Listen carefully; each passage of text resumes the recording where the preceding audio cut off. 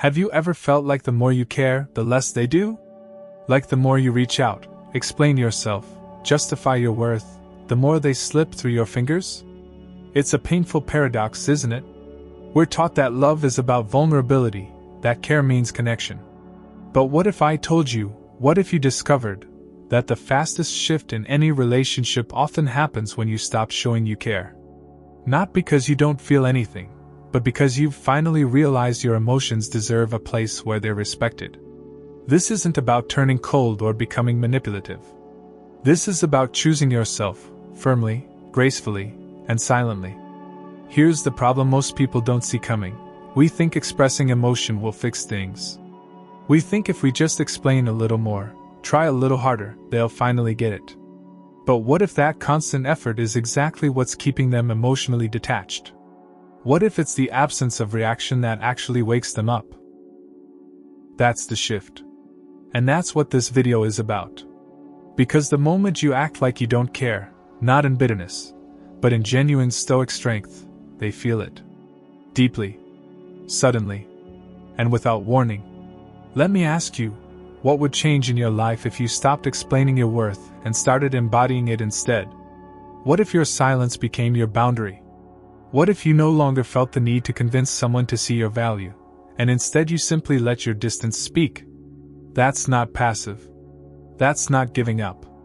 That's stoicism in action. That's emotional self-respect. And trust me, it's one of the most magnetic energies you can embody. This isn't another no contact video. This is the inner shift that makes no contact actually work. The calm that rattles their soul. The detachment that makes them question everything. And it works fast, not because it's a trick, but because it's truth. And nothing hits harder than someone realizing they no longer have power over your peace. This might challenge some common beliefs, like the idea that healing requires closure, or that caring loudly is a virtue. But if you stay with me to the end, I'll show you exactly why indifference isn't cruelty, it's clarity. And how the moment you pull your energy back, the entire dynamic shifts. This is your story. Your turn to rise. Not with noise, but with calm, calculated quiet. And that silence? That's where the power lives. Ready to feel it? Let's begin. 1. The psychology behind indifference. Have you ever pondered why absence feels heavier than presence? Why, when you finally take a step back, the other person starts leaning in, almost reflexively? In this first part, we're diving deep into the inner game, the psychology that makes indifference not just powerful, but irresistible. This isn't emotional manipulation. This is strategic clarity rooted in stoicism, and we'll unpack why human nature responds so profoundly to quiet distance. When you begin to act like you don't care, what you're really doing is changing the currency of your interactions. You're removing emotional investment from the equation, and human beings, wired for emotional feedback, suddenly find themselves in uncharted territory. What happens when someone reaches out and meets nothing back? Confusion. Discomfort. A sudden awareness that the relationship they thought they knew is shifting. That silent shift cracks something open because it refuses to play by their old rules. Let's start with scarcity. Scarcity isn't just about material things, it applies to emotional energy too. In Stoic relationships, the most valuable thing you can ever give someone is your full attention, your unguarded heart. And psychological studies show that scarcity increases perceived value. When you walk away, or even just dial back your availability, you become scarce. You become a puzzle. And puzzles get solved. Think, as a species we chase what's rare, what's uncertain, what we can't control. By stepping back, you become the rare thing. But there's more than just scarcity at work. Silence triggers projection. In that void created by your withdrawal, they begin to fill in the blanks. They wonder, did I say something wrong? Is it me? Has something happened? This is classic projection, when the mind, faced with missing data, fills the silence with its own fears, desires, and insecurities. Suddenly, your absence becomes a litmus test of their own emotional health. And they often react with a frantic desire to reconnect, to decode what went wrong, to regain that control they've lost. Ask yourself, when was the last time someone pulling away made you analyze every message, replay every interaction? That's exactly what's happening to them. That's emotional curiosity turned inward, and it's triggered by one simple act: your silence. In a world where constant communication is the norm, silence is an anomaly. And anomalies demand attention. Have you noticed how social media amplifies this? Someone doesn't reply to your story or message, and suddenly you're scrolling obsessively, replaying every detail. That anxiety, that uncertainty, that's your mind filling in the blanks because there's no external data. Now think about applying that same tension to your own relationships. When you act indifferent, you're creating that same internal pressure in them, but controlled, purposeful, silent. Your stoicism doesn't just shift energy. It redefines the emotional environment. It's important you understand this shift. Playing hard to get isn't about deception. It isn't childish game playing. It's about emotional sovereignty. Your feelings aren't dictated by someone else's presence or attention. When you step away, you're declaring, "You no longer have the keys to my peace." That's not manipulation, that's protection. And it's a radical act of self-respect. We can't ignore the primal wiring behind this either. Evolutionarily, our brains are tuned to detect changes in social connection. Silence? It signals potential loss. And loss triggers alarm. So the moment you pull back, their brain goes into overdrive. Suddenly, everything feels wrong. Their emotional thermostat is off. You've moved the goalposts, and their instincts want to restore equilibrium. But understand, this isn't about ego or dominance. It's about shifting power back to its rightful owner, you. When you're emotionally available at all times, you're giving away power. Your feelings become negotiable. Your boundaries become optional. But when you withdraw, you reclaim the authority to decide when, where, and how much emotional energy you invest. And that decision? It's magnetic. There's a beautiful irony here. You're taking care of yourself by pulling away from someone else. That's the heart of Stoicism. You live in alignment with your values, not your attachments. When you stop reacting emotionally to someone else's actions, gaze inward. Ask, what do I truly need? What boundary is non-negotiable? What behavior no longer aligns with who I choose to be? Those questions elevate your focus from the drama of reaction to the clarity of principle. And when you act from principle, not emotion, you transform any relationship into a reflection of your own self-mastery. This is not silence out of spite. This is silence out of strength. The powerful emptiness you create is a mirror for them, but more importantly, it's a sanctuary for you. It's a place where your identity isn't tethered to their reactions. Let's talk about expectation. We often expect that caring looks like texting, "I miss you," explaining ourselves. But when we act as though we don't care, we break their internal expectation cycle. They've grown accustomed to hearing from you, sometimes in ways that feel obligatory, not authentic. The moment you step back, the illusion of familiarity breaks. They realize they were leaning on you, not because you coerced them into it, but because you gave them comfort. And comfort can become entitlement. By withdrawing, you're recalibrating the system. You're saying, "My energy is not a guarantee." Suddenly, they have to earn it. Again. In your own emotional ecosystem, that silence cultivates self-sufficiency. You're disentangling your mental well-being from someone else's attention. That's emotional independence. You don't need their validation to feel whole. That's Stoic relationships in motion, where neither party is a crutch. Instead, both parties stand on their own strength, and inevitably, one party stops enabling. The dynamic breaks, and then, something shifts. What about fear? Maybe your mind races. They might never come back. What if I lose them forever?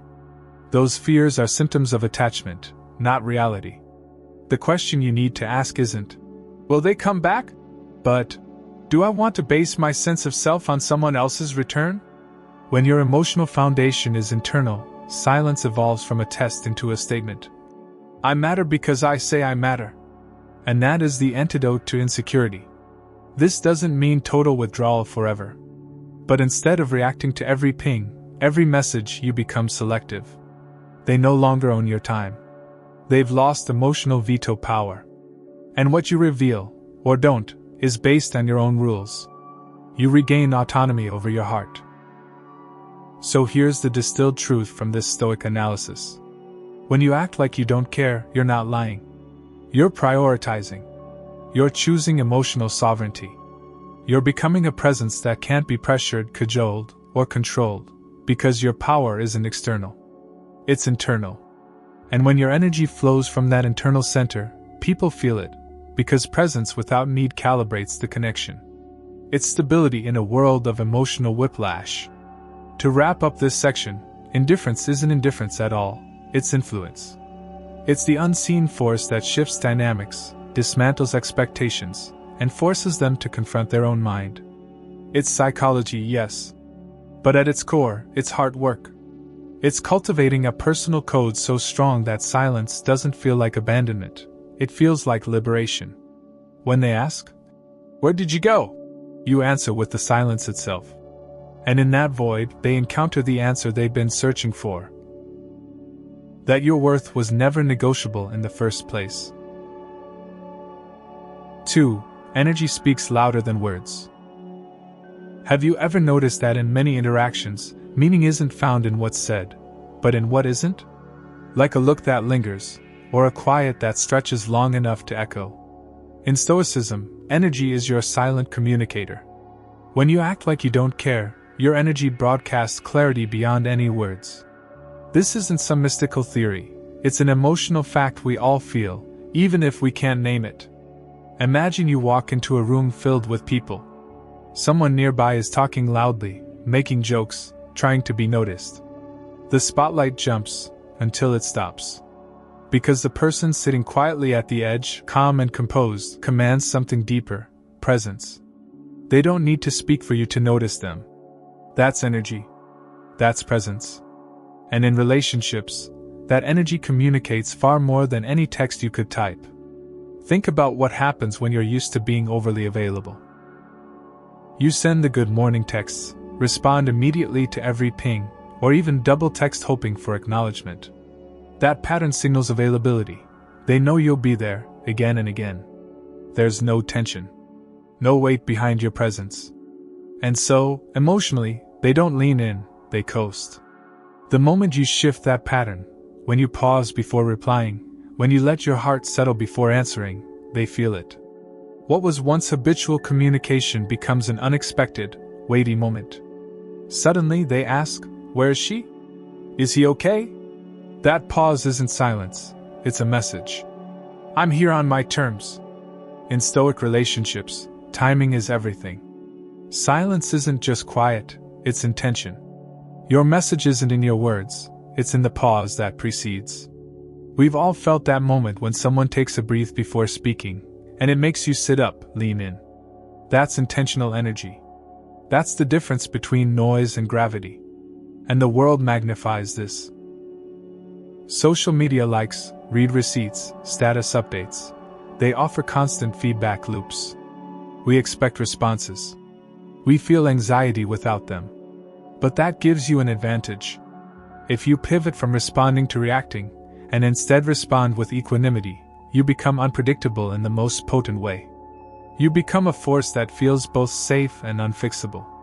Let me ask you, how would it feel if someone realized they had to earn your attention? If instead of reacting you chose presence, not presence that echoes chaos, but presence that radiates calm? That's Stoicism in practice. That's self-command rooted in dignity. And when they sense it, they don't just take notice, they sit up.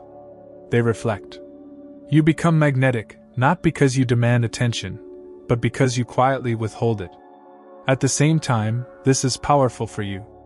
When you adjust your energy, your world shifts. You stop reacting. You stop chasing. You become the observer of your own heart, and the driver of your own boundaries. You free up emotional oxygen to breathe and think. You become the calm in your own storm. And what happens next? The dynamic cracks. They want back in. Not because you offered them emotional tissues or explanations, but because they miss your undemanding presence. They miss the clarity of your energy. It's not needy energy they miss, it's steady energy. It's not the flood of texts, they miss the quiet assurance that you are you, with or without them. Here's where you take action. First, hold your peace. Respond when you want to, not when you expect. Let silence linger like a signature. It's something they'll rewind. Then, when you do show up complete. No charged emotion, no snapping back with, "Why didn't you reply?"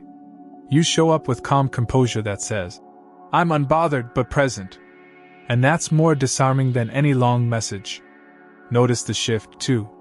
You'll find you feel lighter, freer. You're redirecting your emotional fuel from someone else to yourself. You get time to think, feel, reflect, and most importantly, stay grounded. Over time, that calm becomes a new default.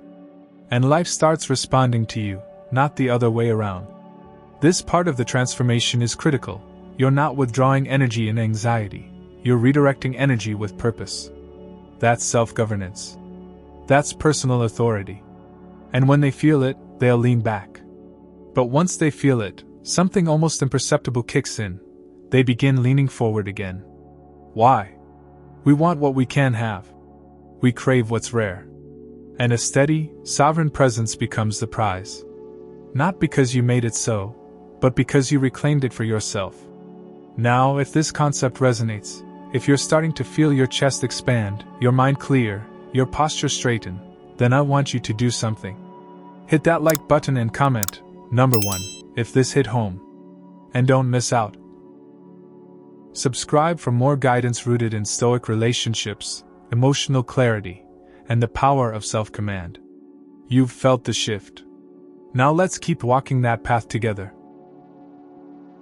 3. Stop explaining, start evolving. Have you ever caught yourself crafting the perfect message, thinking this time they'll finally understand? Maybe you've spent nights drafting texts, rehearsing conversations in the mirror, hoping that one moment of clarity will shift everything, only to watch it fall flat. Maybe you paused your own progress, waiting for someone else's approval. In this section, we're digging into that core truth. The more you explain your worth, the less you assert it. When you stop explaining, and instead evolve, you reclaim sovereignty over your heart. This shift is larger than pause, it's a transformation. And it opens a new realm of stoicism. Why do we feel compelled to explain? Because somewhere along the way, we tied our value to their understanding. We believed that if they truly knew us, they'd stay, fight, or meet us halfway. That our words were the keys to unlocking their emotions. But think about it, if words were enough, every explanation would solve everything. Instead, explanations often water down our strength. They invite argument, doubt, prolongance. They assume we lack clarity. But clarity isn't born out of words. It's born out of consistent living, by who you are, not what you say. So what does it even mean to stop explaining? It doesn't mean ghosting, or pretending everything's fine. It means living according to your principles and letting that speak. Instead of overtexting why you matter, you lead with quiet confidence, measured action, and emotional boundaries. You present yourself as someone who already knows their worth. You don't need a spotlight, your light is inherent. And people respond to that light, not the flicker of explanation. Let's imagine a scenario. You've been texting someone who keeps pulling away. You feel the need to justify where the relationship is going. So you send long messages, say what they want to hear. They reply politely, or not at all. What if instead you took a step back, held your peace, and moved forward on what's true to you? No wall of words, no plea. Just your life unchanged. That shift, where your words aren't needed, says more than paragraphs ever could. Stoic relationships aren't built on commentary, they're built on presence. When you stop replying to every trigger and stop trying to justify why you matter, you stop chasing validation. You give yourself permission to evolve. You line up your habits, your routines, your energy, with the version of you that isn't pressure responsive. You become a fortress. And an unshakable inner state like that isn't defined by their understanding, it creates understanding. Because people are drawn to authenticity far more than they are to rationalizations. Maybe at first this idea feels scary. The thought of not having the last word. The anxiety of silence replacing explanations. But here's where we shift. We recognize that silence doesn't mean failure. Silence means freedom. When you stop explaining, you're not leaving behind a blank space. They fill it with their own projections. And often, they fill it with regret, not relief. That's where transformation happens, for them and for you. Think of one small step you can take right now. Instead of drafting a reply, pause. Maybe you don't text back immediately. Maybe you don't share your internal motivations. Your energy diverges. Where you once rushed forward, fill the quiet with peace. Let them wonder. Let the relationship exist without explanation. The moment you stop filling the void, your clarity fills it instead. In that space, healing starts. The pattern of explanation often reinforces emotional reactivity. Remove that script. Replace it with your vision, what you want with or without them. That's evolution. You're no longer there to prove you fit their narrative, you're there to build your own. That consistency, day by day, is magnetic. It's potent. It's quiet, yet unstoppable. When you evolve, you outgrow conversations that aren't rooted in mutual presence.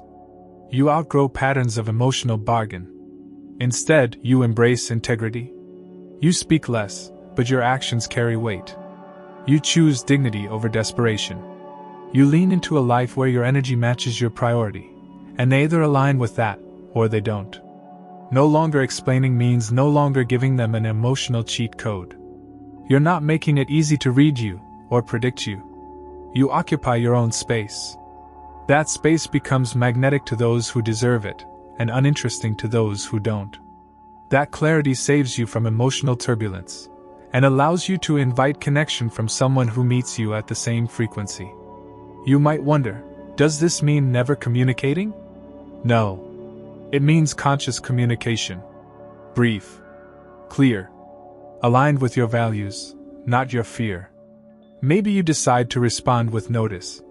Hey, I've stepped back for clarity, without a barrage. Or you simply share less, and let your life communicate volumes. If words come, they come after your stance has already spoken. In a world addicted to reasons, stop feeding it. Give it presence. Give it evolution. Your worth isn't proven by how loudly you defend it, it's displayed by how deeply you ground it. You evolve beyond reactive explanation. And suddenly, your trajectory becomes defined by what you're becoming, not by what you're explaining. So here's your takeaway. Hold the silence. Redirect that emotional energy inward. Let evolution, not explanation, be your language. And watch how everything changes. Not because you convinced them, but because you aligned with yourself. Deep, powerful, unshakable. That is quiet transformation at work. 4. Detachment is not cruelty, it's clarity. Have you ever watched someone pull back and thought they must be being mean or petty? That detachment equaled malice? That is the misconception this section dismantles. Detachment isn't cruelty, it's clarity. A discernment of what deserves your energy and what doesn't. And when you embody this clearly, without drama, without spite, you begin living according to your true values, not reactive impulses. That's Stoicism in action. That's the anchor of Stoic relationships. And when done right, it won't just shift your emotional balance, it will transform how others see you. Think about the last time you withdrew emotionally, expecting them to label that as cold or uncaring. But instead, they responded by leaning in or spiraling with confusion. Why? Because when you're calm in the midst of emotional chaos, it makes emotional chaos look like a choice, not a necessity. And to see suffering as optional? That is a jolt. When you detach, it's often misread. They expect confrontation, they expect heat. They expect you to lash out, to demand answers, to dramatize their absence. So when they meet neither, their reaction is shock. But what they're really confronting is your center, the gravity of your self-possession. That's the point. Detachment used as a smoke screen might be brittle, deceptive. But detachment rooted in clarity is different. It's like a lighthouse, immovable, guiding ships without noise. You stand steady in your peace. You know who you are, what you want, and what you won't allow. You're clear. And clarity doesn't require explanations. And here's a truth many overlook: emotional clarity is liberating for everyone involved. It sets a standard, both of how you treat yourself and how you allow others to treat you. Some will step up and meet it, others will retreat. Either way, clarity gives you autonomy. You're no longer in chaos because someone else is. You're rooted because your values are. Ask yourself, do you hold on because missing them feels like failure? Or because letting go feels unknown? That uncertainty is where compassion meets strength. Detachment doesn't spring from hate, it springs from self-respect. You're saying, I deserve consistency. I deserve safety. I deserve emotional reciprocity. And if they can't offer it, detachment becomes the ultimate boundary. But it's not about punishing them. You're not wielding your silence as a weapon. Instead, you're wielding it as a mirror, reflecting back what's missing. You're showing them that presence isn't automatic, it's something earned, acknowledged, and reciprocated. And in that reflection, both clarity and compassion live. Because clarity doesn't demand chaos. It demands honesty. In Stoicism, clarity lives above emotional turbulence. You anchor to your virtues and act from them consistently. You don't shift with someone else's tides. You hold your steady course. That's detachment with integrity. Now picture this. Instead of reacting to every slight, you anchor to your values. When someone pings you late at night expecting a response, you pause. You choose. You decide if you want to engage. You don't default. You don't cave to pressure. You follow your compass. And that compass is clarity.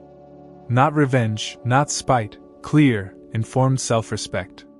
That clarity gives birth to choice. You're still available, but not at all costs. You're graceful, not desperate. You're firm, not aggressive. And as a result, people learn to treat you differently. They see your boundaries. They see your peace. They see your emotional economy. This doesn't happen overnight. It's a muscle you strengthen over time. It grows stronger with each moment you choose clarity over chaos, intention over impulse, compassion over compulsive reaction. And every time you choose it, stoicism grows within you, and your relationships begin echoing that same clarity. When you detach with clarity, you uplift your emotional ecosystem. You give breathing room for growth, maturity, and mutual respect. You encourage deeper connection, not superficial closeness rooted in codependency. You're modeling how to engage with depth. And boundaries aren't barriers, they're invitations to integrity. Let me be clear, this isn't emotional distance in the sense of shutting down forever. It's healthy distance. Appropriate distance. A boundary that speaks. I'm here when things are rooted. I'm not here when they're shallow. And ambiguity becomes impossible. That clarity demands response. Not because it forces action, but because it invites authenticity. So if this resonates, if you're ready to steward your emotional clarity and transform your relationships from noise-filled cycles into grounded connections, then show your intention now. Hit that like button, drop number 1 in the comments if this groundbreaking clarity moved you, and subscribe for more guidance rooted in Stoicism, Stoic Relationships, and living with uncompromising clarity. Because personal power isn't revealed through loud confrontation, it's revealed through quiet conviction. And when you detach with clarity, their eyes open. And yours too. 5. The mirror effect. Let them sit with themselves. Have you ever wondered why silence often speaks louder than any confession or apology? Why, when you pull away and hold your peace, the other person starts questioning everything they once took for granted? This is the mirror effect at work, when your quiet detachment becomes a reflection, forcing them to face their own emotions, insecurities, and desires. It's not about cruelty. It's about creating a space where they confront their part in the disconnection. By letting them sit with themselves, you leverage silent presence, not absence, to catalyze self-reflection, and in turn, real change. When you're always available, always responsive, always validating, you become their emotional crutch. Your energy supports their imprinted patterns.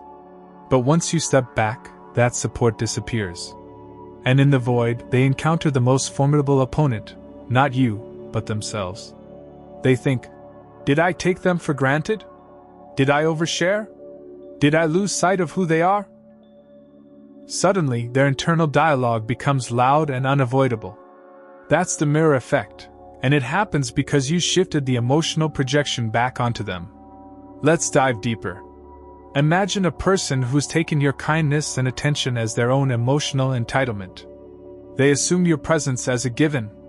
You text, they reply. They call, you answer. It becomes a pattern, you show up, they coast. But the moment that dynamic shifts, you no longer respond, they lose their baseline. They begin examining their actions, choices, and treatments. You become the silent witness to their emotional awakening. The beauty here is that the reflection they see in the mirror is unfiltered, because it comes from within them, not from your criticism. You're not pointing finger, you're holding space. They're the ones filling it, with guilt, regret, longing, realization. Without drama, without confrontation. That emotional gravity compels introspection in a way words never could. This works particularly well in relationships based on Stoic Relationships principles. Because under Stoicism, we're cultivating self-awareness before reaction, integrity before emotion. When you mirror them through detachment, you're giving them a triage moment: observe, feel, respond, or retreat. Either way, growth is initiated. And it doesn't feel like punishment. It feels like a tactical, energetic wake-up call. But why does this confusion hurt so deeply? Because we hate unanswerable questions. When you're no longer the predictable, responsive party, they stare at silence and ask, what changed? Did I lose your love? Did I push too hard? Do they see through my act? And that inward monologue is powerful, because it's the voice they can't question. Unlike your words, their guilt, longing, fear, they echo in their own mind, uncontested. Now you may be thinking, is that fair? Am I manipulating them? Am I hurting them? But here's what matters: fairness comes from clarity, not collusion. You're not orchestrating emotion. You're choosing peace. You're upholding boundaries. That boundary is the catalyst. Their process belongs to them. And their mirror moment is their choice to look. Imagine life shifts when they ask themselves, why did I take them for granted? Or what did I miss when I was coasting? Or even what did I genuinely value about them? Those questions lead to awareness. Awareness leads to transformation. And none of it requires your emotional labor. It simply begins with your sanity, refusing to be optional. Something extraordinary happens when you reclaim your emotional sovereignty. By being fully present to yourself, less present to them, you set in motion a profound inner consequence. They stop seeing you as an endless well of understanding, comfort, and attention. They start seeing you as someone with self-possession, who won't tolerate inconsistency. And that realization is harder to shake than guilt. It's rooted in respect. During this mirror phase, they might spiral. Their mind rushes through past moments. They replay conversations, phone calls, gestures. They analyze old messages they ignored, opportunities they let slip. Each memory becomes a piece of the puzzle. And they might feel regret. They might even try to reconnect. But the dynamic shapeshifts, and now, you aren't responding automatically. You demonstrate that you're no longer available until a genuine shift occurs. Let them sit with themselves. Let that interrogation of their own voice echo. Because the most powerful change doesn't come from your convictions, it comes from their revelations. They need to ask themselves, do I really want to change? Was it ever more about me than us? You don't need to push. You just need to perfect the silence, and the mirror will do the rest. For you, this mirror effect becomes liberating. You're not waiting for reconciliation or closure. You're offering presence, or privacy. Based on alignment with your values, you're practicing self-respect. And that is as empowering as it is transformative. You hold your boundaries not to hurt them, but to honor yourself. And in honoring yourself, you hold up a mirror to what's needed. So don't feel guilty. Don't feel like you're being harsh. This is clarity masquerading as distance, gently guiding them toward accountability. And if they choose not to look in the mirror, that's on them. You're not responsible for their introspection. You're responsible only for your integrity. And in that space of self-governance, life contracts become clearer. Either they step into authenticity, or disappear from yours. This is one of the quietest forms of leadership, leading by boundary. Leading by example, by silence, by calm insistence that your emotional boundaries are non-negotiable. This is Stoicism in motion. This is Stoic relationships living. And whether they mirror, grow, return, or fade, it's not about the outcome. It's about the process you engineered. And the only person whose peace you're truly responsible for? Yours. Let this mirror work in their mind, not your mouth. Let them sit. Let them think. Let them feel. Let them learn. And meanwhile, you step into your evolution, shield intact, identity reclaimed, and free from the noise of chasing what no longer aligns. 6. Reclaiming power without revenge. It's easy to confuse detachment with vengeance. You may wonder, am I punishing them by walking away? Or worry you'll break them by staying silent? This is the battleground where purpose meets projection. But here's the truth. Reclaiming your power isn't about making them suffer. It's about liberating yourself. In this part, we explore how stepping away with dignity transforms your inner life, and why the absence of revenge is the ultimate power move. Imagine a storm brewing, but instead of lightning strikes, you hold steady. Instead of lashing out, you withdraw. Many confuse that aura of calm with passivity. But silent resolve packs impact. The world assumes chaos comes from drama. They expect grand gestures because that's how emotion is dramatized in movies. But the truest form of strength, it's hidden in quiet exile. When you detach with intention, you're rewriting the script, not revenge, but regeneration. Revenge is reactive. It binds you to their behavior. It punishes, but never heals. But reclaiming power? That's proactive. It's constructing a fortress of identity fortified by your own integrity. It's living a life that doesn't circle around their mistakes. It's choosing to drive forward, for you. Your energy becomes your currency, your peace, your dividend. And that speaks louder than any acrid confrontation ever could. Let's revisit the question, am I punishing them by withdrawing? Ask yourself, am I withdrawing out of bitterness or clarity? If you're stepping away with dignity, you're not harming them, you're defending yourself. If they suffer, that's collateral. The purpose isn't to inflict pain, it's to assert peace. When revenge inflicts pain, it hollows you. When clarity asserts peace, it frees you. This wisdom is rooted in Stoicism. We focus on what's within our control, our reactions, our boundaries, our destiny. We don't control them. We can't reorder their moral compass or fix their behavior. We can only govern our response. By reclaiming power without revenge, we disengage from their drama. We cement our emotional T as invulnerable. Stepping away means honoring yourself. It's saying, I am worth alignment, not avoidance. I will accept responsibility for my well-earned boundaries. You no longer give them the comfort of knowing how to hurt you. That's sovereignty. And when they can't play your strings, they realize there is no tug-of-war without your consent. Perhaps you worry. What if this quiet passage doesn't spark change? What if they never return? That's fine. Return isn't the goal.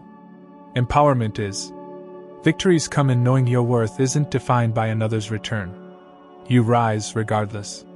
You reclaim your time, focus, and energy. You're building a life they don't hold your script for anymore. And as you do, you'll notice something extraordinary. That fire they thought they lit within you burns out, and a new fire emerges, calm, controlled, centered. That's true reclamation. Revenge just rains down ashes. Reclamation becomes a light that never goes out. This is emotional alchemy. Suffering turns to strength through disciplined detachment. It's not about demonstrating who hurt more, it's about structuring your life around values, not strings. You live a story written by your own character, not by their chaos. So what does acting from power, not revenge, look like? You reclaim your morning routine. You invest in your purpose. You silence the drama in your feed. You walk past the temptation to post a caption at 3 a.m. or hair something hoping they see it. You fill your time with worthy things, growth, connection, work, passion. The void you leave isn't for them to fill, it's your crucible, refining you into your next stronger self. This isn't an overnight shift, it's a process. You'll have days when you miss them and think, just this once I'll clarify.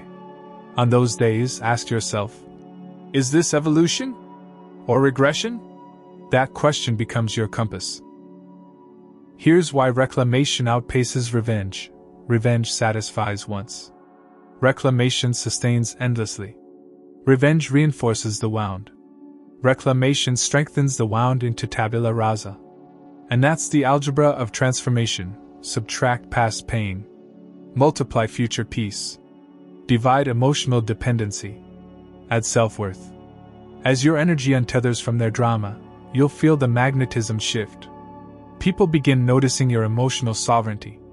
They sense you're not easily swayed, because you aren't.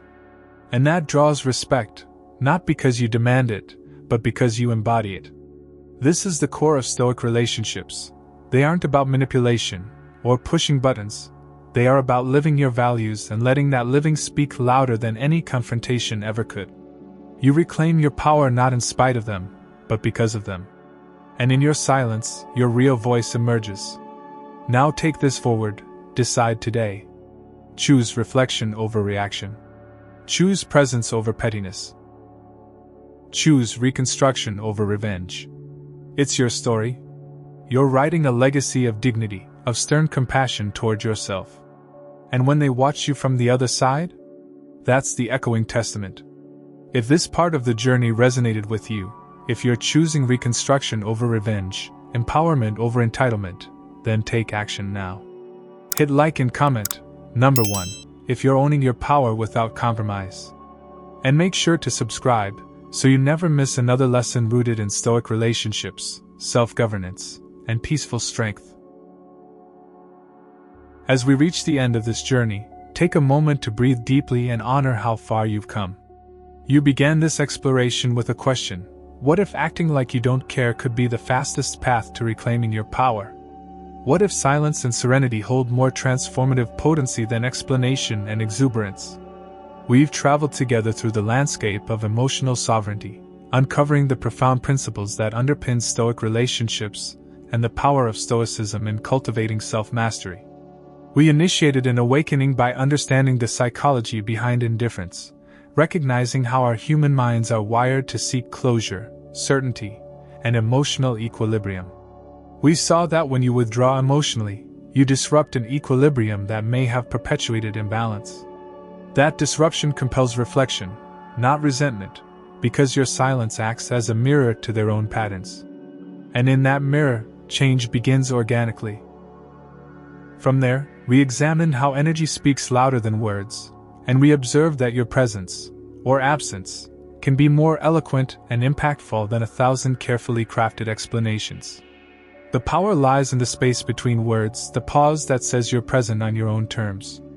Your energy communicates integrity, making silence a signature, not a retreat. We reminded you to stop explaining and start evolving, because when you explain, you center the other person's narrative. When you evolve, you center yours. You pivot from emotional negotiation to personal growth, living not defined by what you justify, but by who you're becoming. Your evolution becomes the story, and their reaction becomes the reflection. Then, we clarified that detachment is not cruelty, it's clarity. You detached not to hurt, but to heal, especially yourself. You reoriented your boundaries in alignment with your values. You offered clarity that demanded reciprocity, not confrontation. Presence built on consent, not obligation. That clarity reframed the relationship, rebalancing it to equality and authenticity. Through the mirror effect, we discovered that sometimes the most powerful catalyst for growth isn't confrontation, it's self-reflection. When your calm sees theirs unravel, it isn't manipulation. It's honest ecology. Your boundaryless silence sets an ecosystem of introspection in motion. In that moment, they confront the questions they never paused to ask. Did I assume they'd always show up? Did I overlook my own role in our disconnection? Without your explanation, those questions bolster awareness and invite healing. Finally, we walked through reclaiming power without revenge. You didn't silence them to break them. You stepped away so you could keep walking forward. You didn't leave a trail. We all know how revenge leaves a trail. It was intentional, dignified, purposeful absence. You reclaimed you. You rebuilt your life around your own standards and rhythms, not around responses. Empowerment isn't reactive, it's regenerative. Revenge sustains pain, reclamation frees you. Now in this concluding moment, pause and reflect. How does this sit with you? How have your thoughts shifted since part 1? What aspects of Stoic relationships feel familiar, and which feel like new territory? Remember, this conclusion isn't a final statement. It's a resting point. You are invited to pause, integrate, and prepare for your next stride. In this final reflection, understand that your silence has meaning. Your calm has significance. Your detachment carries magnetism. And with each quiet decision to honor your peace, you craft a life shaped by purpose, not reaction. That life beckons you forward, not a life built on drama, but a life founded on clarity, self-generation, and emotional authority. You don't have to say the loudest words to make the biggest impact. Often, the most profound presence is the one that speaks in stillness. In that stillness, your values resonate. In that stillness, your sanctuary stands. In that stillness, you discover something essential. You are enough without explanation, capable without chaos, and complete within your own being. Going forward, let this shift sustain itself. Revisit the key anchor points, the psychology that makes indifference impactful, the unseen language of energy, the power of evolution over explanation, the liberating grace of detachment, the mirror effect that invites awareness, and the quiet empowerment of reclaiming your power without revenge. Each of these is a chord in the symphony of your Stoic transformation. Your next move doesn't require fanfare or flash. It requires faith in your values, your boundaries, your vision. It requires calm continuation, day by day, moment by moment, choosing your peaceful pace over emotional reactivity, choosing deeper breath over hurried reaction, choosing yourself over the story you once thought you needed to validate. This isn't the end of a journey, it's the beginning of a new rhythm. Let the lessons you've absorbed not sit as theory, but echo through practice. Let your presence become steered by principle, not pleading. Let your absence become a shield of self-respect. Let your transformation become the quiet example for others, and maybe even for them. You've stepped now into the realm where purpose meets peace, where presence isn't persuasion. This is where your quiet mastery lies. And whether the tides of connection shift, stay, or dissolve, they will move because you chose to stand still. That, ultimately, is what moves the world, a grounded spirit that doesn't shout, yet cannot be ignored. With gratitude for your presence. May your silence remain your sanctuary. May your energy continue shaping the space around you. May this journey of Stoic relationships and Stoicism be not just remembered, but embodied. Be well.